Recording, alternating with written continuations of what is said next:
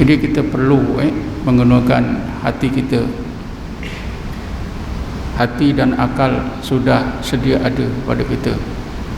Tentunya kita rugi kalau kita tak boleh guna hati kita. Kita tengok orang-orang kafir, kesian. Orang-orang kafir ini disebut oleh Allah dalam Quran, wahum la ya'qilun. Mereka itu tak pandai guna akal untuk beriman kepada Allah, untuk menerima kebenaran Allah. Kesian, walaupun mereka kaya, walaupun mereka senang, kita rasa kesian. Mereka menyembah yang lain daripada Allah. Kesian. Kesian. Saudara bapa yang meninggal dibuatkan kereta daripada kertas dibakar. Untuk apa ni? Biar bapa pakai kereta di sana. Dan sekarang pula dibuatkan handphone daripada kertas dibakar. Biar bapa pakai handphone di sana. Kesian tuan-tuan. Kita rehat kesian. Mereka ini tak mampu guna akal untuk beriman. Tapi hendaklah kita kesiankan diri kita. Alhamdulillah kita dah boleh guna akal. Tapi hati aku tak mampu lagi. Biarlah aku dikurniakan oleh Allah kemampuan untuk menggunakan hati sesudah aku beriman dengan akal. Ini kita kena minta kepada Allah. Pernahkah kita berdoa, ya Allah, kurniakanlah aku supaya aku boleh menggunakan hati. Kalau kita berdoa tuan-tuan, kita belajar tasawuf, insya-Allah Allah Ta'ala akan ubahkan hati kita. Kalau hati kita mati, akan dihidupkan oleh Allah. Bismillahirrahmanirrahim.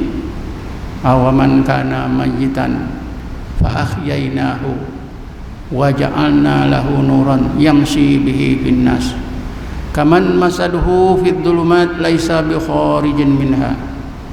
Adakah orang yang hatinya mati lalu kami hidupkan? Sesudah kami hidupkan, kami jadikan hati yang hidup itu nuran.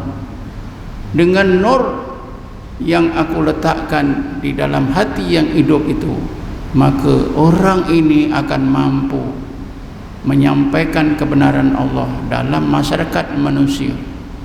Contohnya seperti tadi, sahabat-sahabat Nabi, hati mereka dihidupkan, diberi cahaya oleh Allah Subhanahu wa Ta'ala. Mereka mampu menyampaikan kebenaran Allah sampai kepada kita, walaupun zaman mereka sudah begitu lama, lebih 1400 tahun.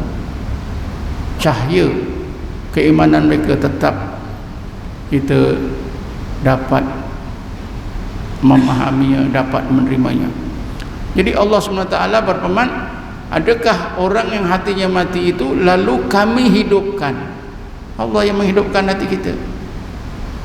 Sesudah hidup, wa ja'alna lahu nuran, kami akan jadikan dalam hati yang hidup ini nur.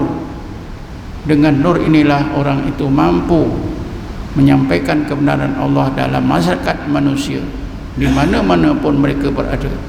Adakah orang seperti ini sama orang lain yang hatinya tetap mati, berada dalam berbagai kegelapan? Kaman masaluhu fid dhulumat, berada dalam berbagai kegelapan. Akal tak gelap dah, akal dah bercahaya, hati gelap. Hati mati, hati gelap.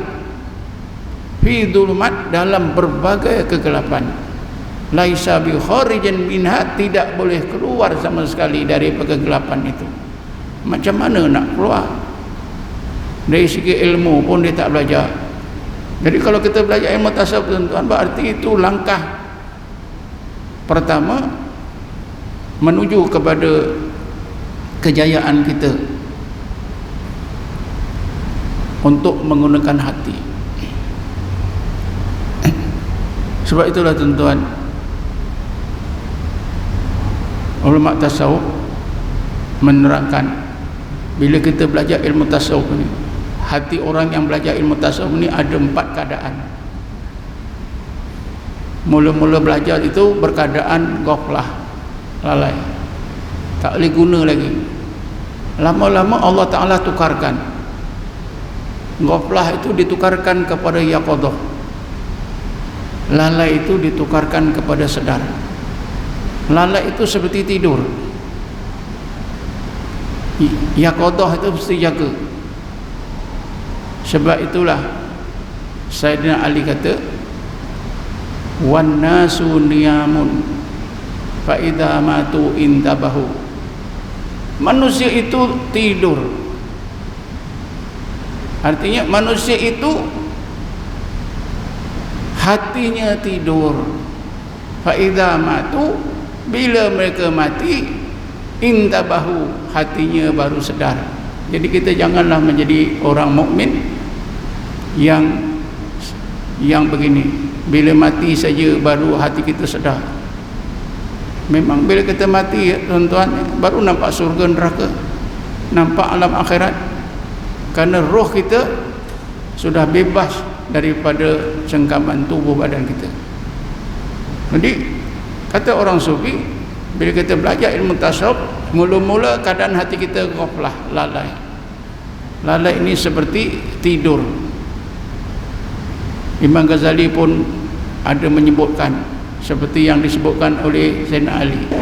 Kata Imam Ghazali, ya, dalam kitabnya Jawahirul Quran, Imam Ghazali kata, fa innaka fi hadzal alami na'imun wa in kunta mustaiqidan. Sesungguhnya anda hidup di dunia ini, hati anda tidur walaupun tubuh badan anda berjaga. Ini pelik, tuan-tuan. Tubuh kita berjaga, hati kita tidur. Ini Imam Ghazali kata, janganlah menjadi orang mukmin seperti ini. Fa innaka fi hadzal alami na'imun wa in kunta mustaiqidan. Sesungguhnya anda hidup di dunia ini, hati anda tidur walaupun tubuh badan anda berjaga, pergi pasar, pergi sana, pergi sini, tapi hati tidur.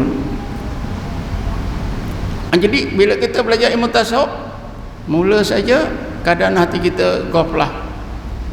Ghaflah ini macam tidur, kata Imam Ghazali. Begitu juga kata Sayyidina Ali tadi, tidur, hati kita tidur. Tapi bila kita belajar, tuan-tuan, lama-lama Allah ubahkan kepada yaqadah. Yaqadah ini bangun. Bila yaqadah, tuan-tuan, barulah kita mula mampu menggunakan hati kita. Kemudian kata ulama, nantinya ditingkatkan oleh Allah, dibaiki lagi keadaan hati kita itu menjadi hudur ma Allah. Hati kita itu dah kuat ingat Allah, makin terang cahaya yang Allah kurniakan dalam hati kita, semakin mampu untuk taat kepada Allah, untuk memahami apa yang dulu yang kita tak boleh faham. Akhir sekali, yang keempatnya, yang tinggi sekali, yang terbaik sekali, hati kita ini dalam keadaan ghaibah amma siwal madhkur. Lain daripada Allah tidak ada lagi dalam hati, Allah saja. Inilah illa man atallaha biqalbin salim, orang yang datang kepada Allah dengan hati yang salim, hati yang di dalamnya hanya ada Allah saja. Hasbi rabbi jalallah ma fi qalbi ghairullah. Cukuplah pergantunganku kepada Allah saja, tak ada, tidak kepada yang lain. Allah saja pergantungan hati aku. Ma fi qalbi ghairullah, tidak ada dalam hati aku lain daripada Allah, hanya Allah saja. Jadi saya fikir setakat ini dah, tuan-tuan. Kesimpulannya, kita perlu belajar ilmu tasawuf untuk menghidupkan hati kita. Karena itulah ilmu tasawuf pada satu ketika dulu dikenali dengan ilmu qulub, ilmu hati.